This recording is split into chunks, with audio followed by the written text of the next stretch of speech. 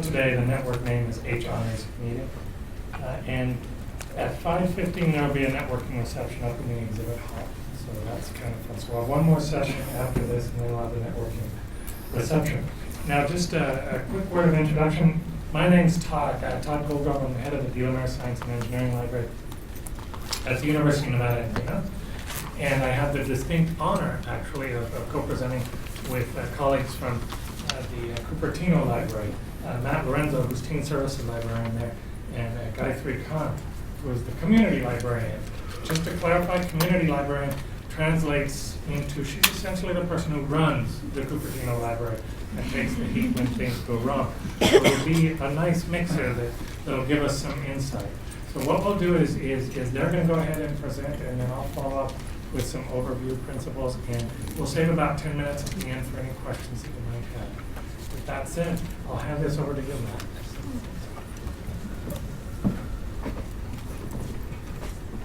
Hi, everybody. We're going to start off with a video that I created that highlights the CU Hacks Team Hackathon that we held at Cupertino Library. It just takes a couple minutes, but away we go.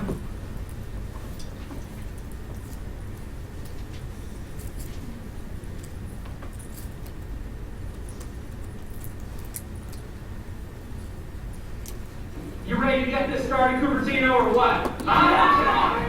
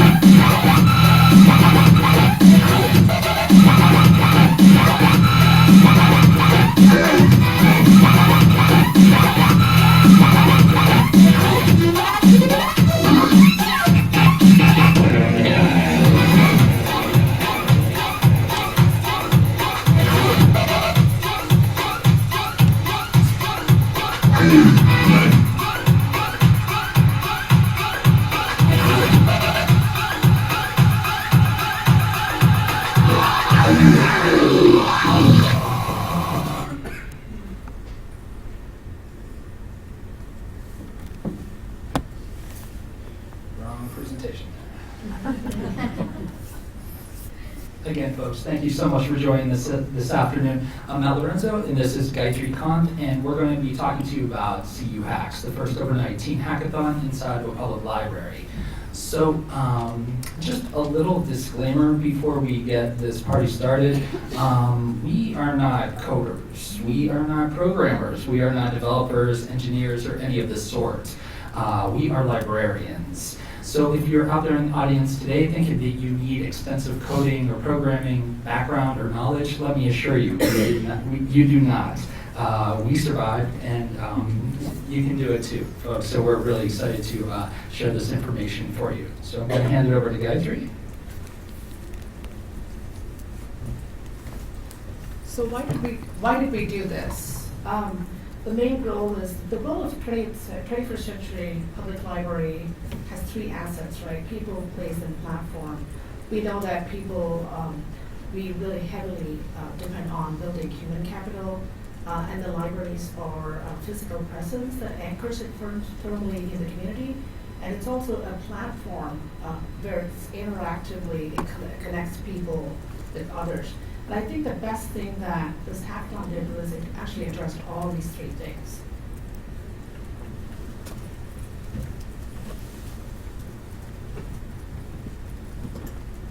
So this is a brief overview of what we're going to be covering over the next 15 minutes. Along with this, folks, we're going to be providing you with online access via our speaker page with all the forums as far as liability, budget, letters that we sent out to the community to ask for donations and things of that nature. So if you decide to hold a hackathon of your own, you can take the work that we've done, tailor it to your needs, and you should be good to go. So what the heck? What is this hacking thing all about? Now, I'm willing to bet that every person here in this room today, at some point in the not too distant past, has heard the term hacker, hacking, hackathon, or a variation of it. Turn on the nightly news, and it's only a matter of time until a news story rolls across the screen centering in on these cyber criminals, people who basically surf around different computer networks looking for weak points in the computer security system. Once they find these weak points, they proceed to break, steal, change, and many times destroy information. Living in the digital age, even pop culture and movies these days, there's always the cyber geek in the group who just happens to know how to hack into the online casino mainframe, or how to break into the school's grading system to change the fraternity's grades from F's to A's or whatnot. The point is, folks, is that when people hear the word hack or a variation of it, it tends to make people nervous. And as it did for my anonymous relative up there, from the quote at the bottom, made her exceptionally nervous, especially when her son called home and explained that he was about ready to hold the first hackathon inside a library for teenagers. So once I talked her off the ledge, I went on to explain a little bit more what a hackathon is. Folks, plain and simple, a hackathon is an event lasting anywhere between 12 and 48 hours that brings together coders and programmers and techies and just all sorts of people with new, fresh, and innovative ideas. It brings them together under one roof and allows them to work together and to collaboratively problem solve in creating these applications. These applications are what known as the hacks, and there's absolutely nothing illegal or anything or detrimental about this. The hacks or the applications are actually taking the form of phone apps, websites, robotics, and there's so much cool things out there for people to get involved in with a hackathon. And yes, a part of any hackathon are the incentives. Incentives can range from money to trophies, prestige, to full-on internships for tech companies. No mistake about it, folks, these incentives are what keep people up for 48 hours and concentrated on a single project. That and a lot of caffeine. So if you would have asked me a few years ago what I thought a hackathon was, I probably would have answered somewhere along the lines of it being some sort of event where shady people, hooded, faceless people come in and sit in a darkly lit room and try to conjure up different ways of breaking into my savings account or trying to break into my computer to steal my identity. Just for the record, I feel very sorry for the winner of that contest, but that's absolutely not what a hackathon is. The more I learned what they are and the value that they held, the more I started to notice how much of the same core values we in the library hold, that hackathons themselves hold as well too. So we set these as our goals early on, and we really use them as a roadmap to keep us focused. And as Gayatri mentioned, the hackathon is a great way to accomplish a lot of these goals in one setting. This is the CU Hacks timeline. So when I initially came up with the idea, I knew I wasn't going to be able to go up to my managers and get approval to shut down the library for 48 hours. So Gayatri, my supervisor Rosalind, and I worked at length to combine everything into the span of 18 hours. So we began the hackathon at 5 p.m. when the library closed on a Saturday night, and we went through the entire gamut right there, and we concluded everything by the time we reopened Sunday morning. Now you might be sitting out there thinking, 18 hours, yeah, that's a hell of a lot of time to get all of this done. Well, folks, let me assure you, 18 hours goes by very, very, very quickly when you're dealing with 143 highly caffeinated teenagers. So, gonna hand the mic over here to Gayatri. So you might have guessed, I'm the one that talks about all the boring but necessary things that goes on. First being the budget. And so when we started talking about the hackathon, that was my first question to Matt is, how much is this going to cost? And we came up with, our estimated cost was $7,000, and we did come under $6,000, which we thought was a good amount. As you can see, a majority of that actually went to food and also the prices. We also did event t-shirts, and we also had a separate award ceremony. So if you do want to look at a smaller budget, it is very much possible. You don't have to do event t-shirts.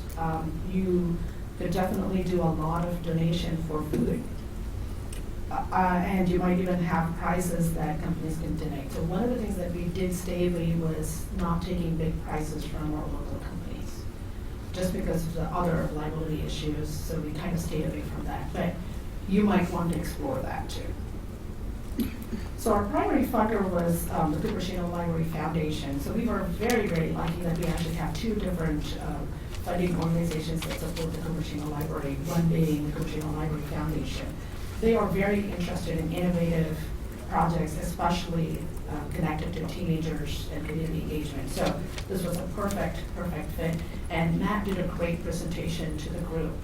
And it also, of course, helps that several of the members of the foundation work in local tech companies, and they're very familiar with the process. So we also had great mentors through them. What it also did was we relied so much on our partnership opportunities. So this is a list of all our partners. And one of the things that I did want to say is it didn't happen just before the event, right? These were years of partnership that we've had that we used to create this opportunity. The first three are definitely something that Matt had done for years. He's set up the teen advisory board. He's been working with local teen mentors as well as the local schools. So he really had a great connection with the school community that helped us a lot. I had great community and partnership with the city of Cupertino as well as the council members. So it also helped that the mayor of Cupertino, had sold a couple companies before, and he really was engaged with this project. So he was definitely very much involved with the project. And another city council member was the judge for the project. We also had excellent local newspaper coverage for that. So I think it was just a great partnership opportunity for us.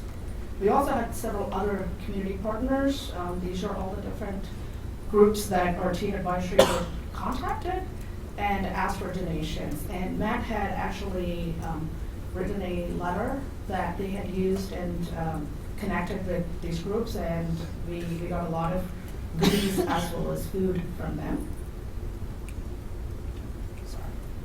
And last but not least, we had huge amount of staff into that because it was an all-night program, right? So you had to look at, who is going to, you can't really work more than 10 hours. You can't really work more than, we generally had everybody work a 4-hour shift or an 8-hour shift. And we were looking at staff who can help with registration, checkout. We wanted them to supervise volunteers and address any liability issues. Crowd control was a big thing. I have to say, even with 143 teens, they were pretty much really well behaved. It was amazing. I mean, even with that amount of caffeine. And last but not least, these are our judges.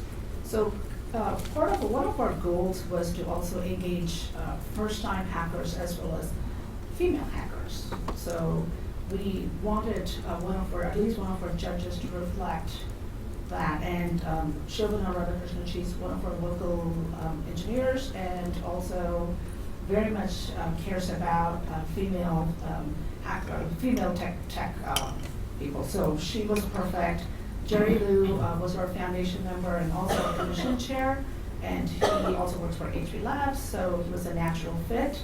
Darcy Paul was our city council member and future mayor, and John Howe, again, another local engineer. So I think we really tried to get all kinds of demographics fit into that. That helped. You will see how that helps towards the end. I'm going to turn it over to Matt.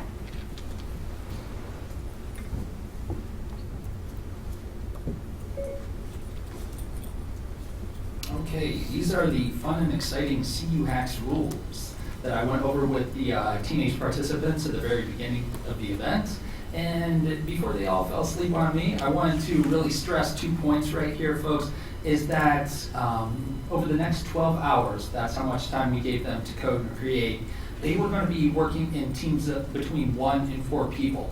But during these 12 hours, we wanted them to go out and explore the library, to go meet new people, to go attend a learning workshop, and to really have a great experience inside the library like they never had before. But also within these 12 hours, they were also expected to work on their projects and have a working application at the end of that time period. The other point that I really stressed to the kids is that they were required to film a 90-second video of how their application worked. These would then be turned into the judges and scored appropriately depending on how their applications worked and that. This is the prompt. This is a crucial part of any hackathon. During the planning process for this, the Teen Advisory Board, Gayatri and I, we went back and forth. Should we have a prompt? Should we not? Should we let the kids go create whatever they want? But when we got down to it, it was very, very important for us to direct the teenagers towards creating application that went towards helping other teenagers in the community. The one thing that I did that was a bit sneaky about the prompt is that I didn't release it until the very, very start of the event. This helped cut down pre-coding. This helped cut down the kids from working ahead. You have kids, teenagers coming in with varying level of coding experience. So we kept this secret until the very start of the event. These are the 4 categories that you can enter your project into. The best social hack, the best educational hack, the best game hack, and if you were a beginner coder, then you can enter into the first-timer hack. And along with each of these 4 categories, as long as they address the prompt, you can submit your project in there. And along with each of the categories, it came along, it was accompanied by a special prize package. This is the scoring criteria that our judges used during the first round of the scoring. Each project, we had 31 working apps that were judged based on their originality, technical difficulty, the potential positive impact on other teenagers inside the community, and the user experience. Any cool hackathon will have instructional workshops. Because this event was being held for teenagers between the ages of 14 and 18, we, for liability reasons, we weren't able to bring in adult mentors from the tech industry. And as we mentioned, we are not coders, so what I did was I reached out into the local high schools and asked a lot of their coding clubs and academic clubs to see if they wanted to come in and serve as mentors and offer instructional workshop to the attendees. Teenovation is from Cupertino High. They focused in on the coding workshops. They held beginner, intermediate, and advanced workshops for the learners. And they also, it was really nice because they circulated throughout the entire audience for the entire 12 hours and helped the individual teams if they encountered bugs or glitches in their projects. So they got peer-on-peer assistance from other teenagers.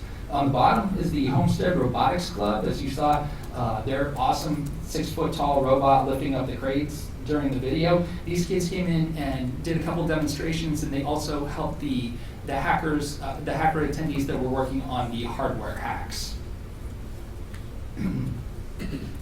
So not only did we keep these kids up the entire night, but if you were in the top 2 placing teams in each of the 4 categories, then we sent you out on stage at 9 a.m. the next morning and gave you 2 minutes to sell your project to our judges. This is the final pitch. This was one of the most exciting and just awesome parts of the entire event. And the kids running on no sleep did a professional job of getting up there and focusing in on the potential impact of what their hack held for other teenagers. And speaking of winning teams, this is a couple slides on the winners of our event. This is Refresh. Refresh won our beginner hack, and they developed a website that would help give healthy alternatives and solutions to stressed out teens. Depending on the type of stress you were experiencing, you could log into, or you could go onto this website and be given healthy alternatives, anything from music therapy to taking a walk to consulting a counselor. This is Night Owl. This is a phone app, and it is one team's solution to teenagers drinking too much caffeine at night. So the way the Night Owl app works is that you program it into your phone at the beginning of your study session. You put the coffee to the side, you don't touch that. You, excuse me, you recite your to-do list, everything that you need to get accomplished before school the next day. The application, you attach the phone using an armband to your bicep here. And if the app detects immobility after a certain amount of time that you choose, it will set off a series of buzzers and alarms that will wake you up. It will require you to stand up and get some motion involved and recite back your to-do list. And only then that will shut off the alarms. This is the best game hack. This is an awesome newer version on the classic game Concentration. This is to really help kids sharpen their mental math skills. And it's really cool because you can program in, or have someone do it for you, you can program in simple arithmetic problems, or you can program in higher level math equations to help you prepare for the SATs. This is Spots. It's our best social hack, and this creates an impromptu hangout. I'm at the Computers and Libraries Conference. I want to see who else is out there, and if you want to get together, come hear my presentation, get a beer after the presentation, whatnot. So I open the Spot app, and it sends notification of where I'm at to everyone in my contacts list. If you're at the Computers and Library Conference, and you want to get together, you reply back, and we create an impromptu hangout. It's very cool and very accessible. Folks, these are the final results here, and there are a lot of numbers up on there. And the one that always jumps out to people are the 576 cans of soda that we went through for the entire event. But I really want to point out we had 64 first-timers there. It was awesome that they got to experience this with inside the library. We had 47 female coders, and what I'm most proud of, folks, is that over the span of this 18-hour event, 31 working applications were constructed by teenagers, for teenagers, and went towards helping add to the life, health, and education of other teenagers in our community. And folks, if you want to contact us with any questions, there's our Guy Teresa and I email address. Please feel free to ask us anything you'd like. Even if you decide that maybe a hackathon isn't for your library, even though we recommend it for everyone, please do consider offering coding courses. They're so powerful to younger generations and adults as well, but they offer the kids so many opportunities, and it literally is like giving them a paintbrush and putting them in front of a blank canvas and allowing them to create something really cool. We're going to hand the reins over to Todd here. Thank you very much for your attention here.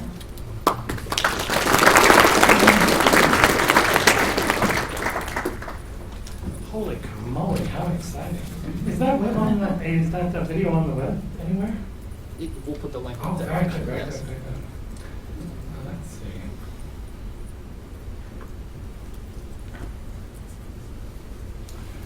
So I'm a little older and more cynical,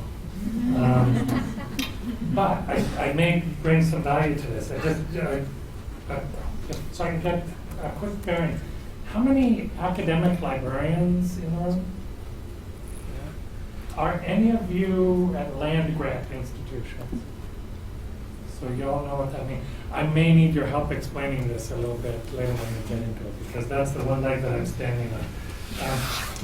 My background, I'm a physicist, and I noticed immediately some very private industry sort of valley speak that you might not be comfortable with. You would if you're in business. Final pitch is an example. Real common in hackathons if you haven't done that. It is exactly what it is. You're selling your app. You're selling the story. It's built in. It's integral throughout the process. I learned that painfully because along the way to earning my degree in physics, multiple degrees in physics, then I became a serial entrepreneur who is now reforming. I've learned the error of my ways, and I'm a professor at the University of Nevada, Reno, and named head of the D103 library.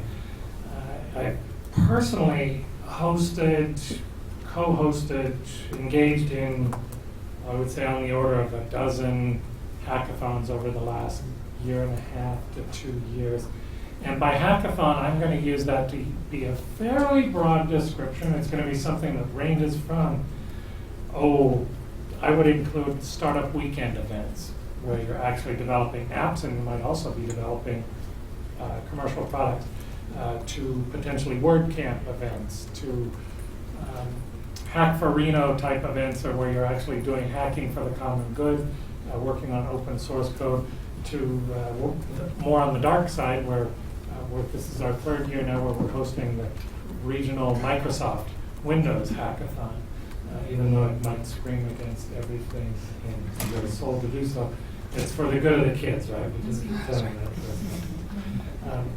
Well, just a quick background. This is a snapshot of the quad at the university, and that actually is a picture of the building in which the D103 library is hosted. It's in the third oldest building on campus. It traces its roots back to first graduating class from the university in the late 1870s is when it was founded. In the mid-1880s is when the first graduating class of 4 people walked. Today we have about 3,000 to 4,000 every semester that walk. Some quick stats if you're interested in terms of getting a gauge on where the University of Nevada, Reno is and who they are. And boy, did Windows mangle this slide. My apologies.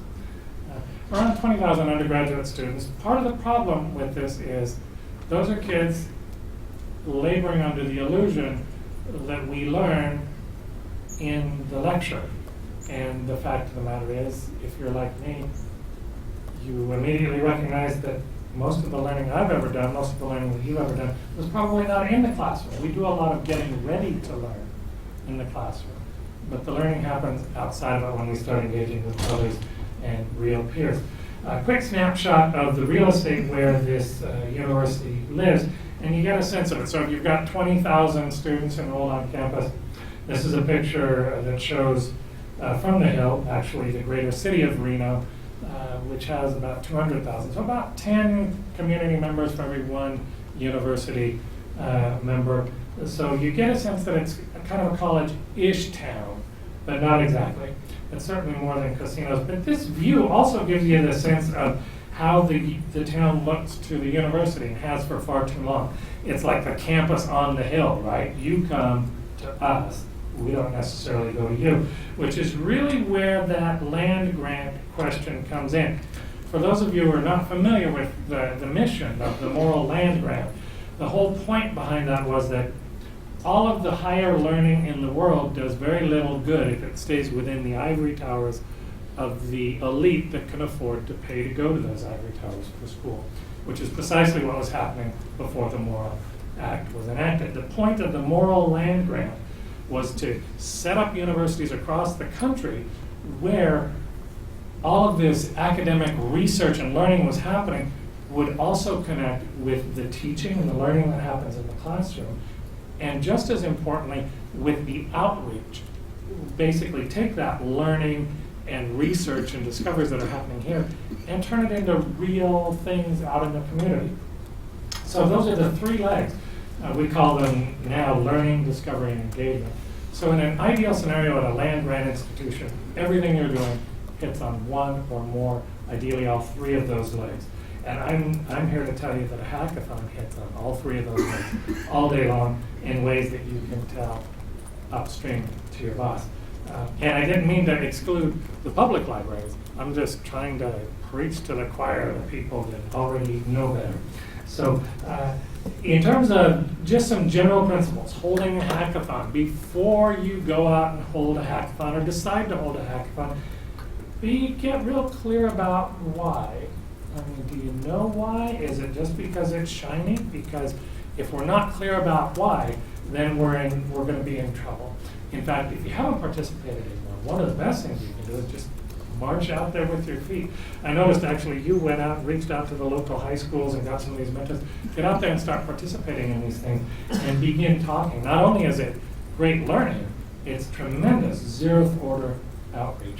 So again, this is just that visualization of those three legs of the land grant mission. And when we're operating in the middle of that, that's sort of like this safe zone, right? No one's going to be able to argue against everything that you're doing, and you get to tell it upstream. This is part of why you want to be real clear about why you want to hold a hackathon, because it's not entirely pretty. I mean, there's, as you mentioned, I think it was 576 cans of soda. And when you get a more adult population, there's even more caffeinated drinks and stuff involved. But this is kind of what it looks like. And it's kind of exciting when you know what to look for around the 18th hour. Another thing, from a practical standpoint, when you want to host this hackathon, don't host your hackathon. I might want to hold a hackathon that's like, I have this great idea. I want to reinvent the library and build new open source. But you know what? No one's going to show up for that. I've tried it, others have tried it. But if you start doing this outreach and you're working with your community and you begin to get to know them, and they'll begin to say things like, well, you might be at a hackathon and say, hey, you guys did you have a problem with it? Is this the ideal space for it? Because I got the hookup back home with my library here, and we'd give our IT to host you guys. It wouldn't even cost anything or whatever. And the first thing you know, you'll be sort of like beating them up with a stick, which is, at that point, you really get to start calling the shots and begin steering it. You begin working with the community, which is brilliant. This is an example of a hackathon that I participated in recently. It was a startup weekend Reno event. This was held downtown, in the heart of Reno. Again, grassroots outreach, because this is where the movers and the shakers and the people that are going to become your donors down the road, not all of them, maybe not 1 out of 100, but I'd be real happy if 1 out of 1,000 that strike it rich come back and make a donation to the library. That's kind of the way libraries do business. And that's why we're down here at these hackathons and working with them. In this case, we bring along resources and work with them all night long, which is a critical path detail with it. You might get a sense of some of the activity that's going on, what you see there with the easels. And in fact, if you don't have whiteboards, easels are absolutely critical path. If you do have whiteboards, easels are still great to know. So just as a rule of thumb, don't try to do the hackathon without it. These are critical path details. Another thing that you're going to want to pay attention to, this is a hackathon that's was going on inside of the D103 library itself. When in the background you can actually see a concrete canoe, part of our beautiful decorations and the tables that have been scrounged literally from the local Washoe County School District to tack them together. But you'll notice, if you look a little bit more closely, you see a whole lot of electrical plug-ins happening there, right? A whole lot more than a building that was designed in the late 1800s was ever intended to carry. Another thing that you're going to need, every single person that's participating. I mean, I'm going to venture a guess that every single person in this room may not only be packing a laptop, but probably a cell phone and potentially a tablet, multiple pieces, and all of those need to be charged because they won't hold their power over the course of the 24 hours. And you're going to need them all. And you're probably going to also need extra monitors that are going to plug in. So you need not just power strips, but big old long power strips if you can. And max out every circuit breaker. Don't tell the fire marshal you're doing this. But you're not probably going to overload it. If you do overload it, you know where they are. But those are critical path things because, again, all throughout the space, you're going to have that power stuff happening. And in fact, you begin to see this sort of vibe, which is maybe a little less cool as the video, but it's very real. It's the sort of thing that you're going to experience, especially by the time when if you're in multi-day hackathons, God help you, because you're participating. And it's going to get rung out, just like you see on the face of that gentleman in the back. But it's kind of fun. It's a bonding exercise. And one of the things that I do need to point out, and I can say this as one of the geeks that is part of this club, they're kind of like us, right? We're librarians, we're all kind of fundamentally introverted. We might have a hard time socializing. So do they. They're cut from the exact same fabric. And in fact, I'm here to tell you that that's why they do hackathons, is because that's one of the only ways they can network. Because they're always coded. Give them that opportunity and you can network with them, and then you can give them lots of support. Another thing, again, astonishing amounts of caffeine. Astonishing. One of the things I really liked out of this one, though, was that they actually took it a step further and turned it into signage. So on the side there you can see the Hello World program, which any of you that have ever coded, that was your first program probably. This one is coded to actually tell you what the types of drinks are that are offered and who is sponsoring the thing, which is kind of fun. I think one of them pointed that out to me when I asked about it. They said hydration is just terribly important. And this one you can't quite make out, but it's one of the apps that came out of this. I love this app, as geeky as it was. It's a fortune cookie app. And it was offering a piece of advice here that resonated with them as well as it would with any of us, that no one can make you feel inferior without your consent. And that spoke volumes to that kid. Who, by the way, that was his first app. It was something that he was using to work with. One of the things that we've done in the library, and again, I need to clarify this because we're an academic library, and the whole point of this was to get the students and maybe some of the faculty engaged with the greater community out in the city so that they could hire one another and begin talking with one another and spend more time in the library. And the interesting thing is when we first did that, we had only a handful of students that participated in the hackathon. By the time we got to the second year, that had grown. Now it's between 25 and 50% of the participants are students, and we actively have about that many community members. So I call that a pretty good mix.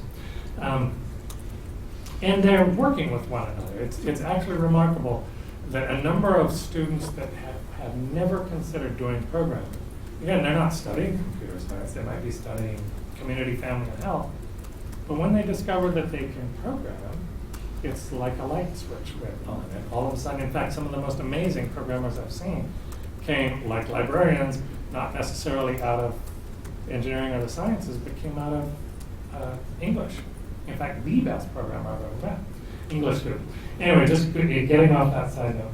The most important thing, though, when you're pulling this off, and I think that my colleagues to the left would resonate with this, the most important thing is not where you're having it, but it is absolutely your authentic commitment to it. And I use that word commitment very literally, and here's where I'm all of a sudden going to go screeching off into a very rural background and pointing out that there's a real difference between just involved and committed, right? And that's illustrated clearly if you think about it. There is no value in your trying to be involved with a hackathon. We've got enough of that. But if you're willing to be committed and you're authentically engaging with those communities, they're going to come back and work with you. That said, I'm going to back out after just throwing a pitch out for a couple of upcoming hackathons that we've got going here. Again, we try to mix working with the dark side with working with the good side so they balance out. So we've got this, actually it's the third annual 24-hour hackathon, Microsoft hackathon coming up that's happening at the same time as the NASA Space Apps hackathon. Maybe we're balancing a little of the karma with that, I'm not sure. But if you're in the neck of the woods, come by, it's awesome. I'll open it up though for questions, so if you've got it. Yes? Hi, I'm very interested in being able to run this sort of thing out of a large central library in Syracuse, New York. One of the things that we're addressing is the widespread poverty and computers. So I guess what I'm wondering about is the computers. In your hackathon, was it an assumption that your participants came with their own devices? Or did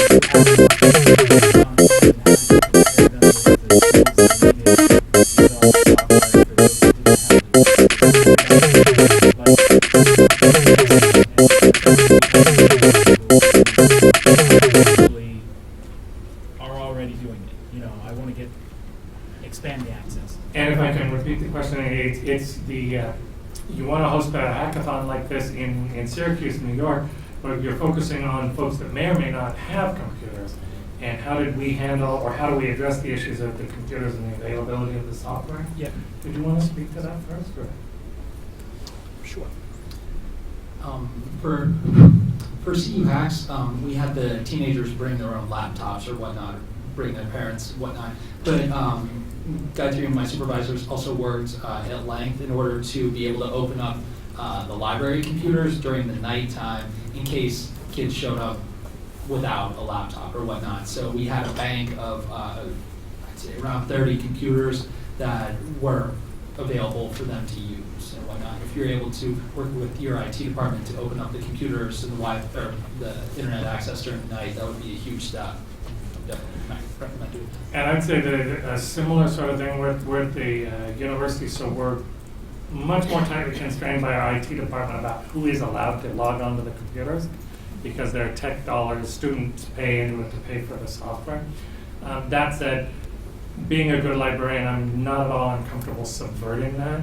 And my fellow librarians, one of whom is in the audience, would certainly be seen going around logging in as ourselves to allow people to have that access. Because it really is that critical path. That's exactly where we need to be working. It's not a function of you have to have a bank account of a certain size to be able to be creative. And that's exactly where we're working. Yes? For the team hackathon that you had at CU, I have the most questions about your first-time hackers. So did you provide them with any sort of list of resources or sites or apps to start working with to get access to those coding platforms to build their apps? And then my other quick question about that is, on the teams of 4, in order to qualify in the category for first-time hackers, did they all have to be first-time hackers, or just like one member had to be a first-time hacker? Sure. Sure, yes. As far as the being on the team with first-time hackers, they all had to be beginners. What I didn't touch on is that we created a website before the event began with kind of like information for parents and whatnot, you know, because their kids are going to be spending the night in the library. But we provided, I would say, upwards of 15 different places online that the beginner kids could go and practice their skills or learn how to use certain languages in order to program. So we provided resources ahead of time, and if you do that, I would suggest providing these resources as well. It definitely helps, because by the time, you know, they show up at the event, it's showtime and they're going to be expected to produce something.